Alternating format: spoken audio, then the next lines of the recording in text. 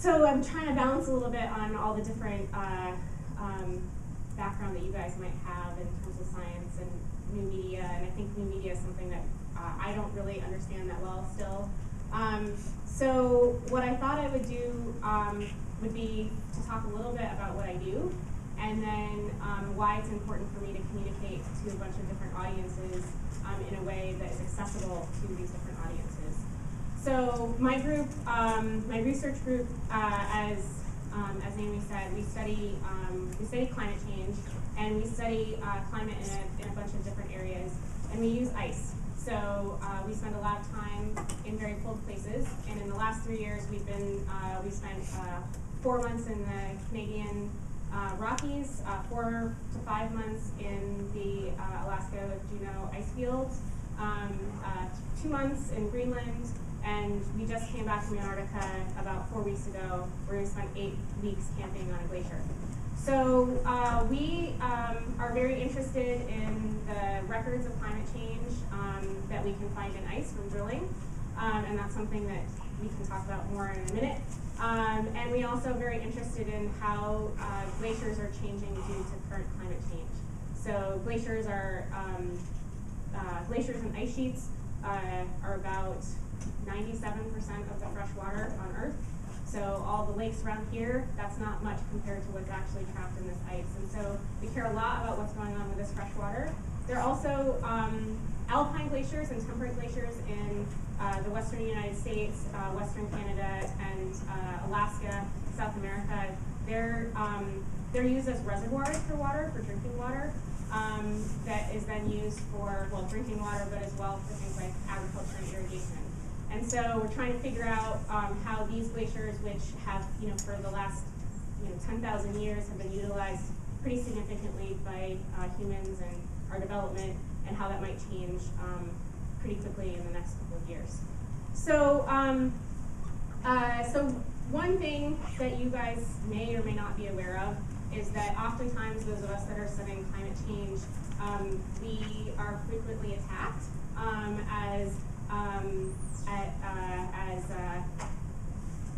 for, how do I put this politely, but because people think we're making it up, right? Climate change isn't real, CO2 in the atmosphere is not causing global warming, you can't know that in 100 years all the glaciers are going to be gone, that there's going to be 7 meters of sea level rise.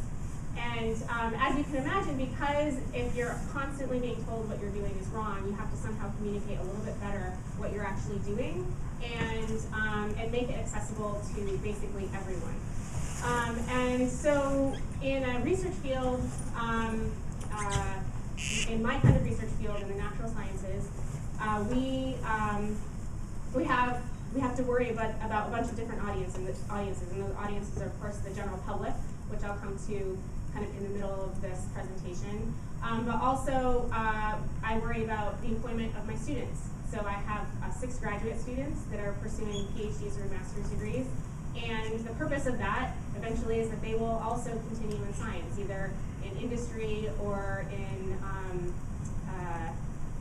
in like government agencies, a national lab, or they might continue in academia themselves. And so my role as their mentor is to make sure that once they graduate, they can get employed. And so we have to communicate how good of scientists they are, as well as how good of a scientist I am. I'm pretty good. I was quoted in the newspaper, and I've been featured in all these different places, but I have a job. They need a job. So we have to communicate somehow that they're really good scientists, and that eventually when they graduate, they would be, somebody should hire them, okay? And then I also have to communicate, so we, just to give you a ballpark figure, to run my lab and do the research that we do, we have to bring in about $500,000 to $750,000 a year. So I'm a small business, and that small business means that I'm getting money from government agencies and sometimes private foundations to pursue this research, and I need to show them that we're using this money well, okay? And I need to do it in a way that is accessible to them, as well as to people that actually review our proposals. So we write really big proposals to bring this money in, and the reviewers of those proposals then have to say, oh, they're capable of doing this. So I need to be able to show them in as many ways as possible that we're doing good work. So, yes, and then the last thing is we we can't do this by ourselves. So me by myself can't just go to the Juneau ice fields and do all the logistics of getting onto a glacier, camping, of having permits, and all of that. You just can't do it by yourself. So we rely on a network of different polar scientists who have had experience in these places before, and of course, once we experience something new, we try and share it with other groups that are trying to do research in these areas. So what I thought I would do would be that for kind of your first exercise, since everybody has computers, if you could go to my group's website. What I was hoping that you guys could do to kind of think about how, it's funny calling a web page new media. I actually did use the internet when I was your age, so it's not so new anymore. But it is an effective way of communicating with people because they can Google you and then this comes up, and this is better than Facebook. I don't want people looking at my Facebook page about science. So you should all be here. Can you tell me why I might have these particular categories as things that we can look through? So we have people, projects, facilities, publication, education, photos, and links. Actually, the first reason that I built this webpage is, as it turns out, getting good graduate students is incredibly competitive. So I compete against people that I went to graduate school with for the best students. And so the first thing I did before I even got here is I had this webpage made for me before I actually came to Michigan. And the projects can be, I try and pull people in, right? I say, okay, I do really amazing stuff. So my projects page have pictures about what we're doing in here. And so you guys could click on any one of these. This is where we just were.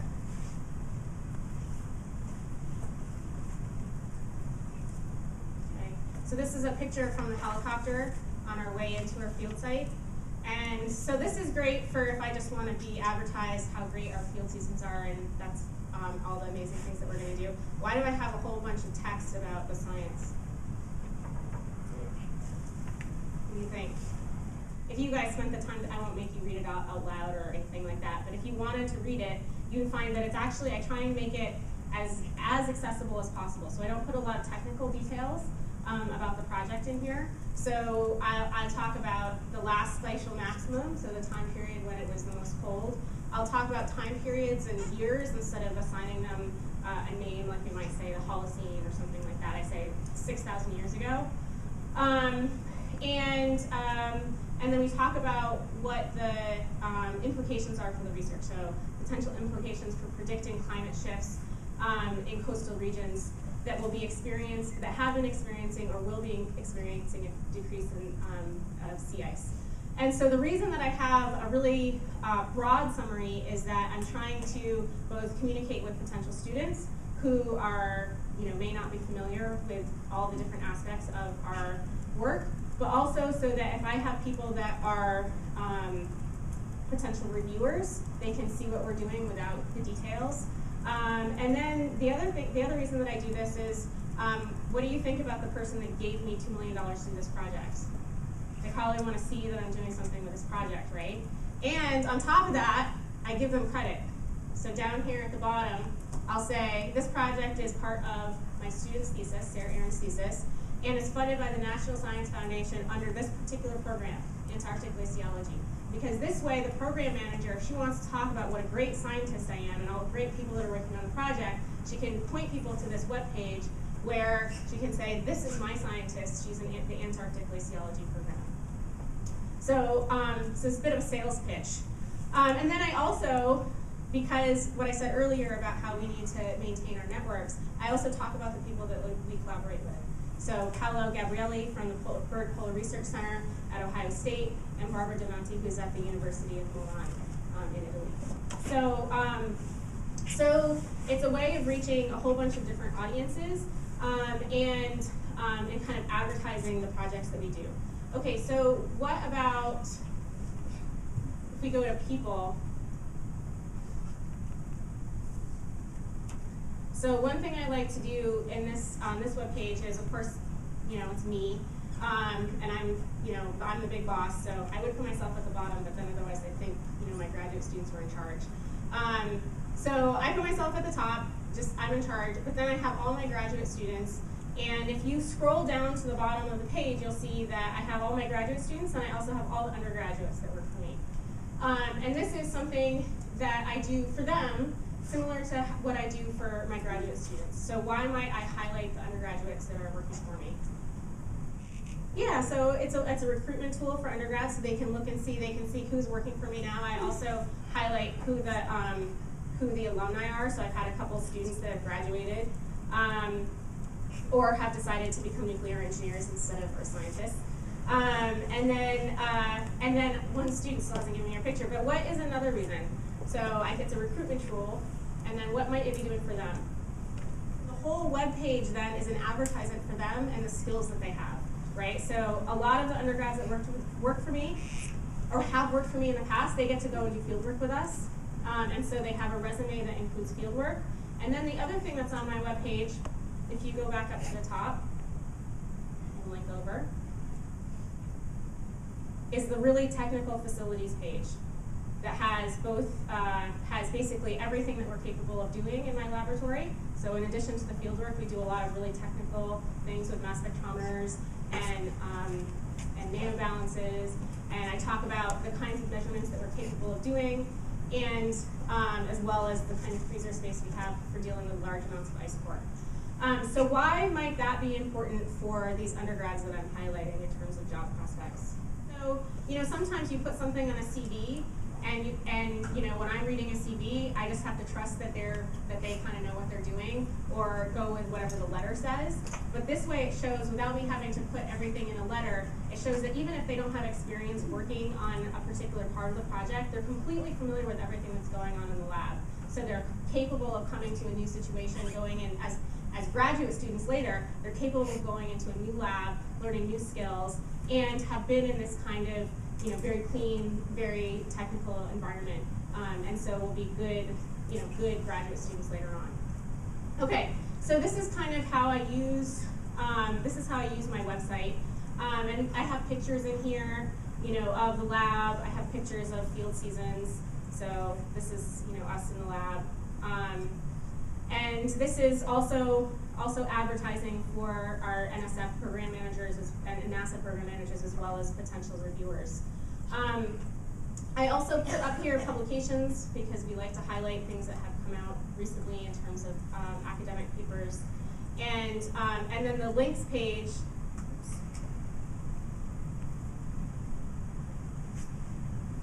This is another place where we try and give credit to people that we're collaborating with, or organizations that are supporting us that are not giving us money but are giving us some kind of access, or in the case of a company like Mountain Hardware, they support us by giving us equipment. So they provide us jackets, minus 40-degree down bags for camping, that kind of stuff. So it's like Naomi said, this is not as cold as other places I've been in the last 2 months. So all these, so I even highlight my website designer, because all of these people, having a network is really important, and so giving credit where credit is due is also really important. Okay, so, but on the very first index page, we also highlight our blog. So, because we spend a lot of time in the field, and it's hard for us to update the web page kind of dynamically, we have to use blog because it's just too hard for me to open Dreamweaver every time we want to add some pictures to the web page. And so we have the link to the blog, and if you guys could click on that. So, so this is a different kind of new media, still not new. I think I was blogging when I was in graduate school, if not as an undergrad. But it is really important because this is, do you think that my mom can read, well, you don't know anything about my mom. My mom, who's an English major and does not even know what an isotope is, do you think that she would enjoy my webpage very much? Probably not, okay? So I try and think about people like my mom or my grandma or my sister who's a PTA and thinks I'm crazy for going to cold places when we write for the blog. So we try and make things really about the field work. And so So in the last, my student Yue just got to Norway 2 days ago, and she's actually collecting clams in the North Atlantic in Norway. So right now it's also very cold there. This picture is them collecting these clams, and the clams are going to be used for a study on how ocean acidification is affecting carbonate organisms. So organisms that actually precipitate carbonate out of seawater. And so it's just like, I don't know what a good example is for you guys. Do you guys know what ocean acidification is? Yeah, so it's correlated with temperature, but does anyone know why the pH is actually changing? What happens if you drink too much Coca-Cola? You guys haven't ever seen these experiments? What kind of science teachers did you have in high school? They do what? They rot at the root. Yeah, exactly. Because if you put a whole bunch of CO2 into a liquid, it makes it very acidic. So the pH of Coca-Cola is something like a pH of 3. Okay? So a low pH is 1. Normal neutral pH is 7. Okay? So the water that you drink out of the tap is about a pH of 7.5 to 8. Okay? So you put some CO2 into a liquid, water, and basically what happens is it becomes very acidic. And so, so the reason I said temperature and ocean acidification, they're correlated, but they're not. The temperature is not the cause of the increase in the decrease in the pH. It's not the cause for the ocean acidification. The cause of the ocean acidification is that you have higher amounts of CO2 in the atmosphere. And so higher amounts of CO2 in the atmosphere are doing two things. They're causing temperature to go up, but they're also causing the oceans to become more acidic. And this is very well known over the last 4 billion years of Earth history, that you put CO2 into the atmosphere, and CO2 likes to dissolve in water. That's why we can have Coke that is all fizzy, is because you can actually push a whole bunch of CO2 into water. So what we're looking at is clams essentially are made out of the same thing as the roots of our teeth. They're made out of carbonate. They're actually an aragonite structure. So clams are a good example. Coral, if you guys have been snorkeling or scuba diving, you may have seen this phenomenon where you have a lot of corals that are dying right now, and that's because of this ocean acidification. Basically anything that has a shell, so shrimp, lobster, all of these organisms, they're starting to actually dissolve. And in order to keep themselves from dissolving, they try and work a little bit harder to precipitate more and work a little bit harder, and so it means that they actually get smaller and smaller over time. So instead of getting bigger, they are stunted. And so one of the things that we're interested in is organisms that are affected by this ocean acidification in places where it is the most dramatic. And one thing that you guys probably know right away is how is the temperature, how much CO2 can you get into a bottle of Coke when it's hot versus cold? Yeah, exactly. So if you have, you take a can of Coke out of the fridge, you open it up, it doesn't fizz like crazy. Take a can of Coke out of the fridge, you let it warm up. On a hot summer day, you open it up and it's like explodes, right? So this is the same phenomenon. So what happens is that in the low latitudes, you actually don't get very much CO2 dissolved in water. So around the equator, the pH is actually still quite high because you can't dissolve as much CO2 in the water. But in the high latitudes, we can actually dissolve a bunch of CO2 in the water, so the pH is actually much lower in the North Atlantic and South Pacific than it is at the equator. So that's a long way of getting to why we're here, which is that we're interested in how these clams in the North Atlantic, which is off the very north coast of Norway, and UI actually puts what the latitude is here at the top. So she is at 71 degrees north. It's pretty high latitude. It is cold there right now, and she did tell me that they've been able to see the northern lights, which is, I was kind of jealous of that. Yeah, so the idea is that we use the blog to communicate about the places that we go. And one of the things that we do is, I just gave you this long, complicated science explanation. I didn't put that on here. I say, this, we're interested in clams, this is why we're there. But we do try and bring things closer to home. So I have this long post from December about how we drill in Antarctica. And you can click on the pictures and see it's quite beautiful. It's really hard work. We have to pull the drill around because we can't use anything that's automated here because the oil is a contaminant for people that are measuring CO2 and methane. And then, and we had a bunch of posts like this. So we had posts about drilling. It's really hard work. We got our hands cut. Our knees are bruised. It's really hard down here. We had a post about weather. You know, this day that we had this storm come in and it was a complete whiteout. And then we just thought, okay, I think people are tired of all the really pretty scenic pictures, so we had a post about food. Because as it turns out, when you're camping for 2 or 3 months, all you think about every single day is food. You get up in the morning, you eat breakfast, and then we're drilling and we're like, what are we having for dinner? And we talk about what we're having for dinner for about 8 hours. And so this is our post about what we eat for dinner. And what we eat every day. Because people think it's really cold, how do you survive it? And we burn about 8,000 to 9,000 calories a day. No joke.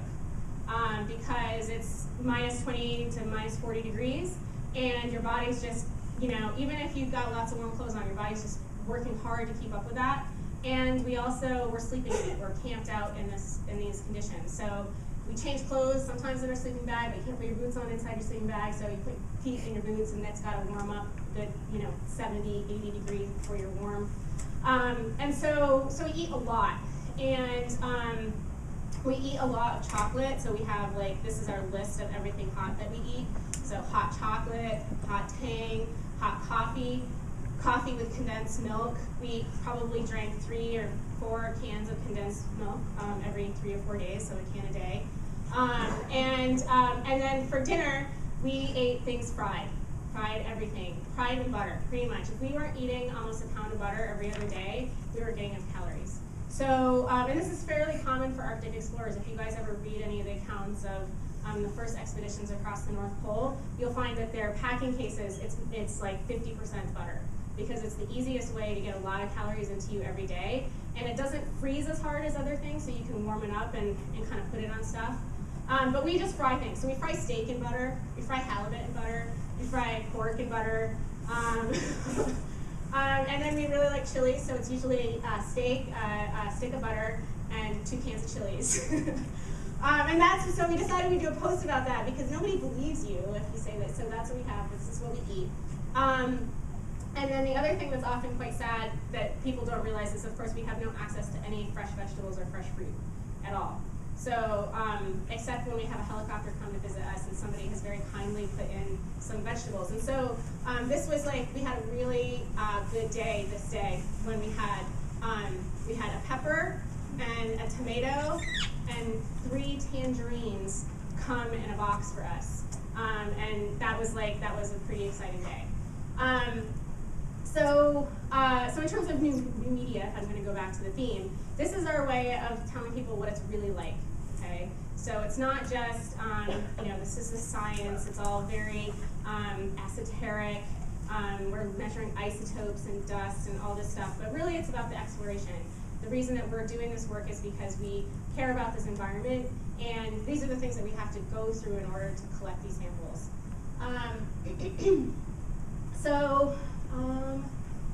Yeah. So, and you guys, I mean, I don't know if you're interested in this kind of stuff or not. This is our trip, this is a lot of stuff from Antarctica. But we also, this summer, we were in Greenland, and so this is one of the helicopter trips that we took up into the fjords in Nuuk, above it. So this fuzziness right here, this is the clouds. So we're a couple thousand feet above the clouds that are in the fjords.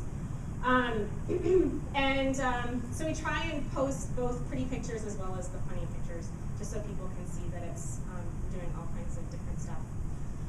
Does anyone have any questions about this? You don't have to ask me questions about the media. It can be anything to do with field work too. It doesn't seem warm. I don't know how to put this. So I thought it was going to be warmer when I landed, because in the past when I've come back from Antarctica, it's always been warmer. But the day that I landed in Detroit was the day the second polar vortex landed. And so I was like the last flight that was allowed to land, and it was -20, and I had to share the car with 5 other people because they couldn't get any more cars out. And all I could think was about how I haven't been to my house in 4 months, and I can't remember if I hired somebody to plow my driveway. And there was like 3 feet of snow, and I was just thinking I had this horrible feeling like I was gonna get out and I would just not even be able to get to my house. But I had actually remembered to hire someone to plow my driveway. But I hadn't hired them to dig out my car, and I don't have a garage. And so the driveway was plowed, but my truck, I have a giant truck for all the field work, it looked like an igloo. It had 3 feet of snow all the way around. So I was like, oh, it's no problem. I'll just deal with that in the morning, and then I have no food because I've been gone for 5 months. I'll just deal with all this in the morning. And I went to bed, and I got up the next morning, and I just put on all of my gear from Antarctica. It was awesome. I was just like, well, I haven't unpacked yet. I'll just pull that out, long johns, please, the parka, the goggles. And I went out and I dug out the car, and I thought I was being so clever. And I got in the car, and I went to start it. And of course, it's been 5 months sitting there in 2 polar vortexes, and it did not start. But I mean, to be honest, I was prepared for the cold, so when I got back, I've just been wearing the same things I had been wearing for the previous 2 months. Some days I wish it was a little bit warmer, but it's not. It doesn't feel particularly cold now. Over here. Yes, have you thought about getting like GoPros for? Yeah, actually, this is one of the things that we're going to be doing for our next field expedition. What's been hard with GoPros is that they don't take real videos. They basically do stop action, and so it can. We were trying to figure out a workaround on that before we went into the field, because one of the things that we'd really like to have is more videos of what we're doing, because sometimes in pictures you get this feeling that it's always perfect because we post the pictures where things are in focus, right? Because that's, we were able to like stay still long enough for it all to work. But there are a couple times in these storms where it's just like we can't even stand up, we're kind of holding on to things, and like our feet are flying out from under us because the winds are so strong. And you just wish that you had a video of that, but I'm not gonna like pull it out and set the video mode and then hit stop and go. And so we were trying to figure out a way to basically do more videos and have those on the website for sure. Yeah. And the other thing that we'd really like to do with GoPros is there's a lot of places that we want to go. So actually on here, this project that we've been working on in this location. Yeah, here we go. This particular glacier in southern Greenland is this glacier right here. Is about 150 miles long, about 5 miles wide. And that river that's coming out of it is about 5 times the size of the Huron. And so this one channel is about 30 feet deep right here that we're standing next to right here. And so and you walk into this cave, and you just hear this water coming through, and you hear the glacier moving above you. It like creaks and groans because there's so much water that it's actually lifting up about 500 meters of ice above it. And so it would be really awesome to take some videos of that inside with the sound too. But I'm tough, but I'm not a diver, and I've never been, I can handle myself in crampons, but I'm not an ice climber, like I'm not going to go to an ice climbing competition. So I think that I would like to do more things that were interactive with people that didn't require me to be like super, super tough. Like I want to just be able to walk up there and be able to look inside. So yeah, GoPro cameras are definitely one of the things that we want to do. Now comes the hard part of the class. Okay, so I'm going to switch gears a little bit. And that is, I wanted to talk about, so basically what we've talked about is only how I communicate with basically my, people that give me money, people that are going to tell people to give me money, my students, and then to the general audience. So I'm trying to communicate what we're doing to my mom and everyone else's mom. But it turns out the most important thing for us in order to continue to do this work is to actually communicate very well with our peers. So people at other institutions through the academic publication process. Because it's one thing to be able to put up here that we have some results and say, oh, we collected these samples and the water had this pH, but you actually need to go through a review process for people to look at your data quality, to look at how you interpret your data, and then say, okay, we believe you, and that this data should be out there as proof of some kind of past climate change or nutrient fluxes that are going into ecosystems, or something about perhaps ocean acidification. And so when we communicate through academic publications, I don't know how much you guys know about this. So I gave Naomi a paper for you guys and then realized afterwards that it was probably like, ooh. And the point wasn't that you were supposed to read it and understand it. The point was to look and see what the format was. So this is how scientists talk to each other, and we talk to each other in the most opaque language as possible.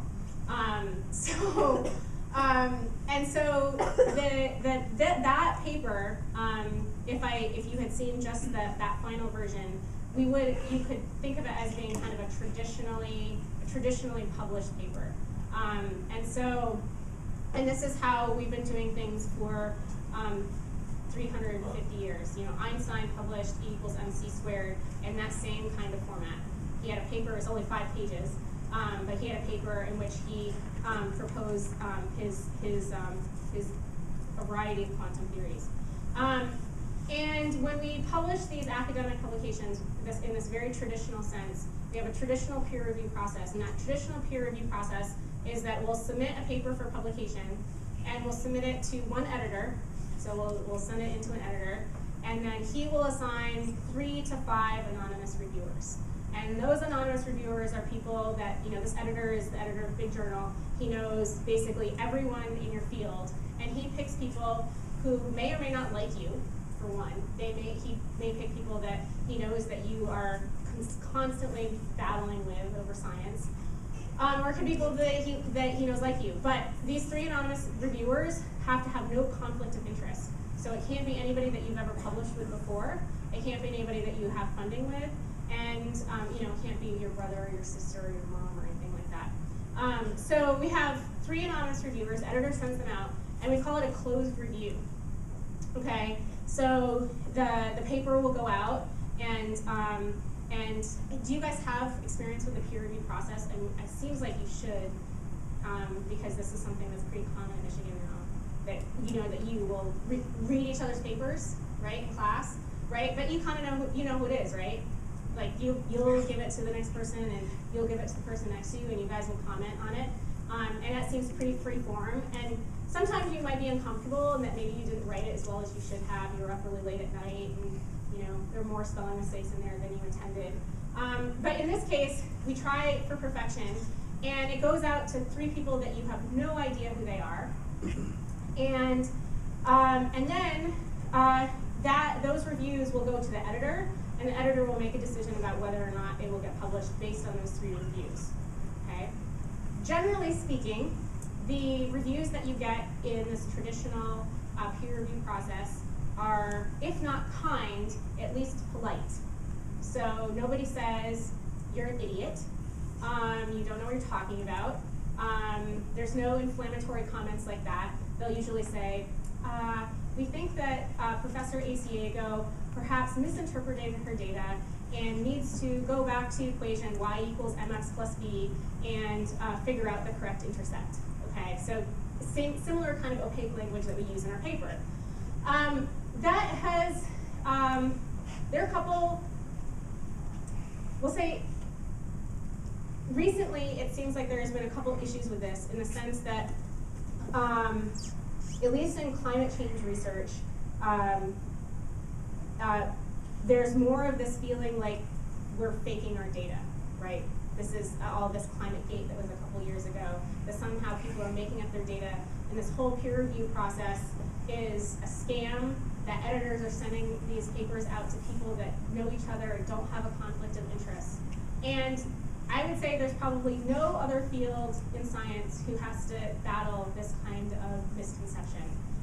And so the way that one particular journal decided to attack this was to use a different, an additional kind of review, and it's called the Open Access Open Review. And this is the journal The Climate of the Past. And so they have 3 assigned reviewers. This editor assigns 3 reviewers, asks 3 reviewers to review this paper. And then instead of it being closed, he then posts, the journal then posts this submitted manuscript online, as it is, without any changes. This is what you've submitted goes online. And they call it an open review. So anybody can go in. You guys, right now, you can go in and make some comments. And I invite you to do that. You're welcome to do that. If you don't understand something, you're allowed to make comments. So if you guys could get here to this webpage, climateofthepast.net, you will see that this is right there on their front page. And this is the link that's in the sequence folder also, right? It's just the front page of the journal, but we'll get to the link in a minute. Okay, so this is the front page of the journal. It basically talks about all the things that they're interested in having submissions in, which is, perhaps not so interesting. But this is the reason that they have this 2-stage publication process, which is, let's see if I can zoom in. Okay, so they want to foster scientific discussion. They want to enhance the effectiveness and transparency of scientific quality assurance, enable rapid publication, and make scientific publications more freely accessible. Okay, so I didn't talk about this 4th point. So we might have, you could understand probably why fostering scientific discussion amongst, more than 3 reviewers might be interesting. But why is it important that we make scientific publications freely accessible if we're talking about, say, transparency? Does anybody know one of the really great things about U of M, probably not such a fantastic thing about some much, much smaller schools?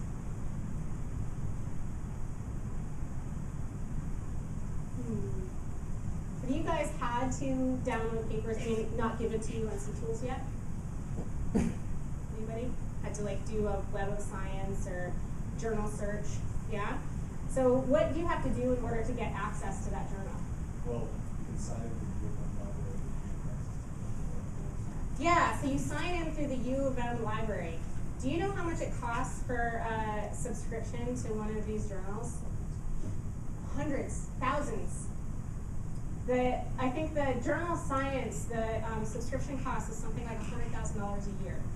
Okay, so when we talk about really important papers in climate change, it turns out that they're not accessible to the layperson. And they can pay $40 if they want to download it. But if you just wanted to know something about climate change, you don't need to know all the details. But these are papers that we're talking about in the news. We're talking about, actively fighting about in the news, and most people don't have access.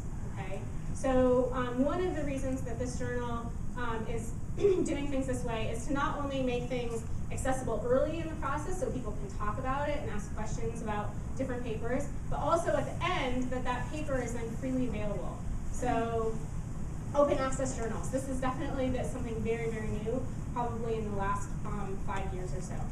Okay, so back to this open discussion. I'll close this in.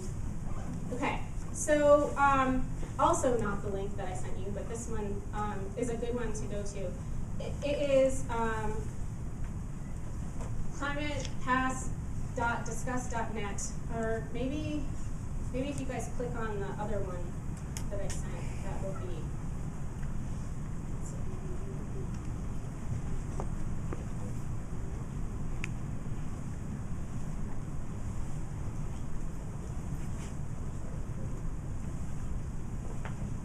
So so if you guys went to, yeah, so,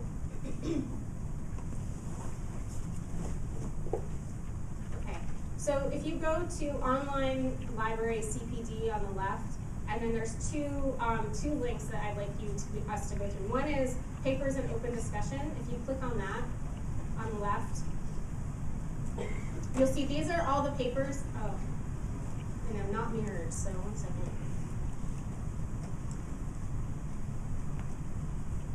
Sorry about that.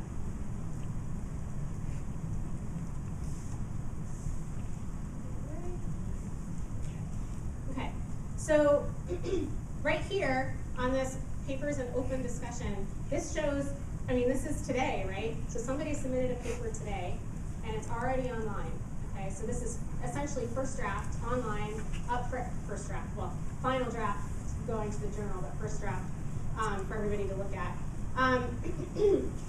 And so it hasn't been, has been assigned an editor, which is why it's here, right? Because the editor needs to decide to actually upload it. And then what you have is the paper itself.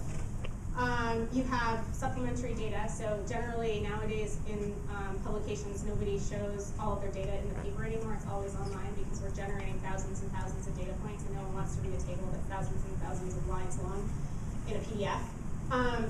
So we have supplementary data, and then we have the interactive discussion. So let's choose one that actually has a comment on it. Down here.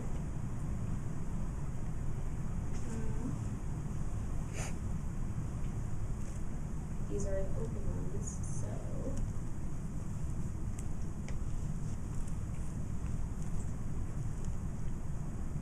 Here we go. Okay, so this paper, I can open it up. I'll see if you guys can actually see what we need to see here.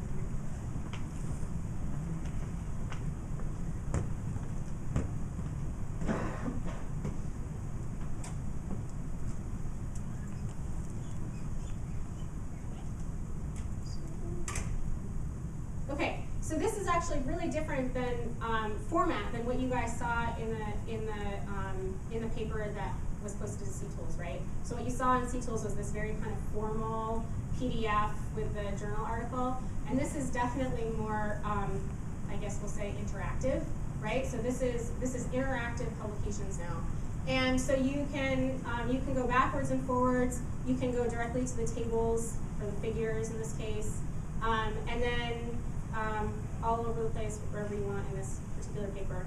And you notice it has, here, you can go to the interactive discussion at the bottom, okay?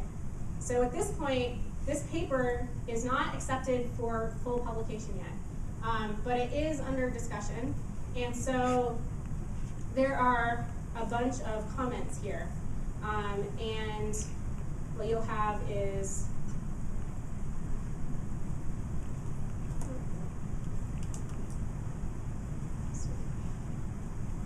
so right now, we only have the comment from the anonymous, one of the anonymous reviewers. And what you'll see is that the anonymous reviewer is still kind of following the format of a normal review. So he's being polite. He's like, the usefulness is related to the quality of the, he's using polite language, okay? So this is pretty common for the referees. And part of that is because these anonymous referees, they're only anonymous to the world, but not to the editor, right? So the editor knows who this anonymous referee is, so if they're rude, they're probably not going to be asked to submit a paper or do another review in the future. Okay, so that is, this is kind of this is the open part of it, and, but this is not the most interesting of these papers because, let me get back here. Let's go to the one that I actually asked you guys to look at. Okay, so here we have, okay, so this is one of those examples of when you say something, have something potentially inflammatory in your title, or what might be perceived as inflammatory if you do not accept climate change is happening, that it can basically turn into what you guys might know as a flame war. okay? So we have here millennial temperature reconstruction, error comparison, and evaluation. So the idea is this is somebody that's looking at temperature changes over the last 1,000 years, and all of a sudden we have this whole chain that's talking about the transparency of their data. And at this point,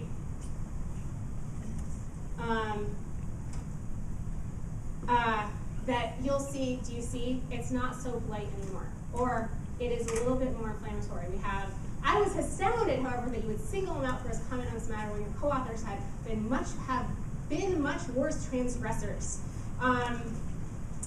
So-and-so has never identified the sites in this other paper. There's not enough transparency in their data. And on top of that, it's clearly a long-running debate, because if you look at how it's not anonymous, right? These are straight up guys basically having it out on the web about science. So perhaps, for better or for worse, right? If it's anonymous, then you don't know who you're fighting with. If it's not anonymous, you're having this open argument on the internet that will probably spill over into your students, because if your students know you're having arguments with people, then they're all of a sudden, your students become involved in, in whatever you're doing, and they start having arguments with this other guy's students, and you go to meetings and people are shouting at each other in kind of an open forum. So sometimes this works, and sometimes it is an opportunity for a lot of vitriol. Do you guys have any questions about this? This is the best example I had of really new media in my science. For me personally, well, I haven't yet submitted to this journal. And the reason is this journal is actually really new. So this particular paper, this 2006 paper, the reason it has the most comments is this was the first actual. I won't call it an issue, because the other thing with open access journals is they don't really have issues anymore because it's not a paper publication. But it does, so 2006 was basically the year that this, or I think 2000, because this is December 2006, January 2007 was the first month that they actually started publishing things. So it's a young journal. It wasn't clear initially that this was going to take off. So the fact that it's 2014, so 7 years later, and it's kind of basically become a standard is probably a good thing. I think it's not clear that, how, like many things, it's not clear how much scientists are comfortable providing their data before publication. Because what this is, so one of the drawbacks, maybe I could ask you guys at this, what would be one of the drawbacks of basically putting your data out there without it being published? Well, could anyone just see the data and use it? Yeah, exactly. So one of the things that, we collect a whole bunch of data, and we can't just say in a paper, this is all of our data. We have some interpretation that goes into it, usually some modeling or something like that. And so if we publish this paper, or we put this paper in this kind of format, in this kind of journal, and we just make it available, at this point, somebody who did not spend 2 years in the field eating, fried steak and chilies, can take our data, and they could write a paper about our data right away. Essentially, they could take our, data and they could say, oh, I have a different interpretation that's better, so it will get published before your paper is actually published. And this is something that a lot of scientists are really afraid of, because one of the mandates that's coming from the National Science Foundation and NASA is that for every time we get funded now, we need to make all of our data available at the end of our grant. So within 3 years of 3 years of us collecting the data, we now need to make it available, regardless of publication. And so this is something that's, just as an aside, something that scares a lot of us if you can't keep up with getting it out there. You have something like this where someone doesn't believe you so much that the review process takes a couple of months. No, we do all of our statistical analysis ourselves. So sometimes that can be the longest part of the process, especially since, if you don't work in a national lab and you work in a university like this, a research university, where the stated goal, one of the partial goals, one of our goals is that we're training graduate students, right? And so it's very easy, almost not very easy, but it's easy for me to sit down and do the statistics on a data set and write the paper. But if I took my students' data and took the writing away from them and wrote the paper, then they won't have learned anything. And so oftentimes it'll take us 2 or 3 years while they're learning how to process their data and how to communicate their results. And so, I mean, it's an undergraduate degree, you spend a lot of time learning how to do things, and a graduate degree, you're doing the same thing. It's just not so much in the classroom. There are a couple other open access journals, and one of the things that I will say that one of the things that we can do now is that there are some journal publishers. So Elsevier is a journal publisher. It's actually one of the biggest publishers in the world. Is that as an author, you can pay them to make your article open access. It costs about $1,000, but it makes it so that if you want anybody anywhere in the world to be able to download your paper, you can actually do that. There are advantages to doing that. Of course, disadvantages in that you're spending $1,000 for someone else to make money off of your paper. Because this is a big business, right? So this company that's producing this paper is then charging the University of Michigan $50,000 a year to make the paper available to you. So there are ways that authors can make their papers more open access. There are a couple of open access journals for the earth sciences that other than Climate of the Past. Climate of the Past is the only one that has an open review process. You're in Antarctica, like you guys stay in tents, right? Mm-hmm. Are they like in space heater? Like you stay warm? Here, we can go back to the. Like if you shower, it's like the warm. There is no. Okay, so I can answer that one right away. We do not have showers. So we'll put some pictures up and we can talk about it. I don't mind answering. I don't think I'd be able to do that. Okay, so this is our home. This is a tent. We each get our own room, so we each get our own tent. And there are no heaters in our tents. It's just us. There are no bathrooms. We have, I might have a picture of how, you might want to stop recording, because this could get partially graphic. Okay, this is the inside of our cooking tent. So in the cooking tent, so the mountain tents that we sleep in, they're regular mountain tents, so they're maybe this high. So you can kneel maybe inside, but you can't stand up. But the cooking tent, so bad with this clothes, but you guys can look on a lot if you want to. You can actually stand up, and it looks kind of like a snail, looks like a snail shell. And in there we can have stoves, and we can have a space heater, but this is a single wall tent. So the space heater never gets it above, really very much above freezing. And in fact, since we can't shower, do you think that we want it to be very warm in there? Yeah.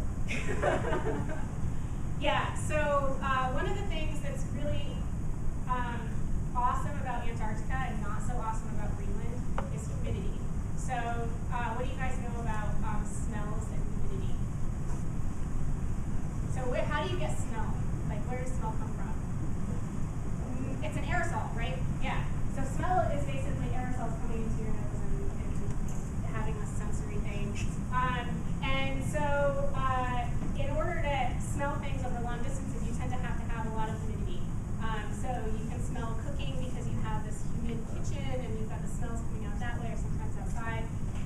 Best thing about Antarctica is that humidity is about 0. Okay. So in there, once we're cooking and there's some liquid, evaporating, we can start smelling things, and that's when you start smelling yourself, and that is something we don't want to do. So we tend to keep it pretty, livable while we're eating because you want to take your gloves off while you're eating. But other than that, we try not to keep it very warm in there because you can't take a shower. We have a tent that is only for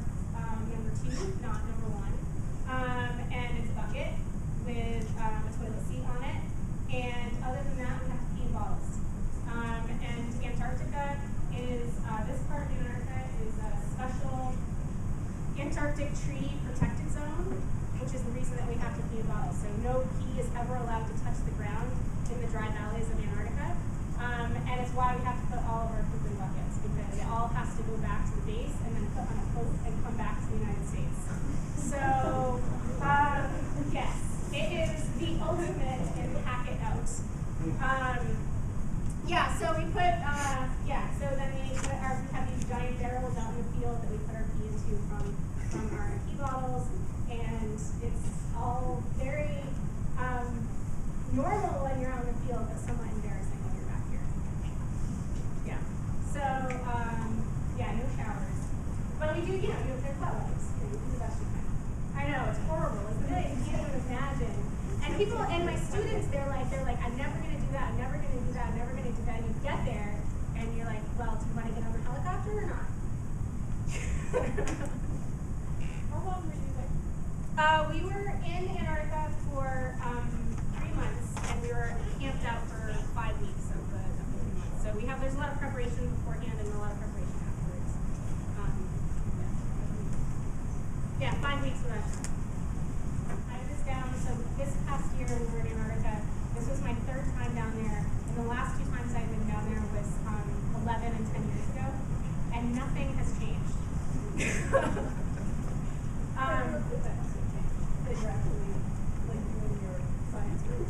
Well, the drill, I mean, that's changed a little bit, but it's not super high tech. It's about as low tech, because you don't want high tech in the field.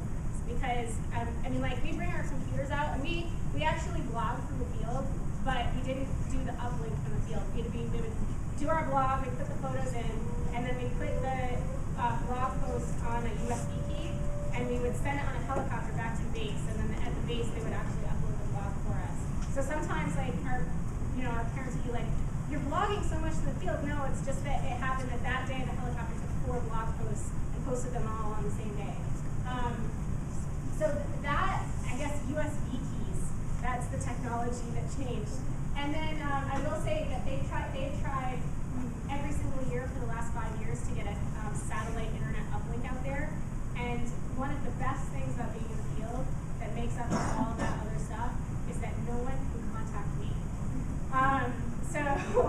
So you guys think about how many emails every day you get and how many phone calls you get, and sometimes you just want to get away from it all. Even on vacation, you can't get away from it all because it's on your iPhone. You can't help yourself, right? If you've got your phone, you're always checking your mail or your messages or you're texting someone. It's like you just can't stop. It's such a horrible obsession. And you get out there and no one can contact you. And it is such a freeing feeling when the only thing you have to worry about is surviving. Because the other thing that we don't have, as well as showers, is we don't have water. So every day we spend 2 to 3 hours a day making water. So we're melting ice so that we can have water so that we can drink it. And so going from being completely obsessed with every single email or text that you get to basically only thinking about survival is really liberating. So it turns out that the same things have been true for 100 years for polar exploration, or 150 years for polar exploration is still the case. Wool long underwear is the best. Wool socks are the best. All the other technical synthetic wear starts to smell really badly no matter how much silver they put in it. And the wool is just the best. And down is the best. I will say in Greenland, it's a lot more humid and we get a lot more water. And so certainly Vortex is better, but it is not super sturdy. So we've ripped so many pants and jackets, and that's why we get sponsored, because we replace it every year. Yeah, so it depends on how big the camp is. So at the beginning of our field season, we actually were sharing a camp with another group. And when you have that many people, they don't like to give you all your food at the same time because they're afraid something might happen, you might lose something, particularly where it's very windy. And so we had more helicopter support. So we would have helicopters come once a week for the first few weeks, and then the last 2 weeks we had a big break for 2 weeks. In terms of interaction, the helicopter pilots can be a little bit stoic. So there's not much in the way of like, oh, it's a new person, they're gonna talk, that doesn't really happen. They're like, how much does that weigh?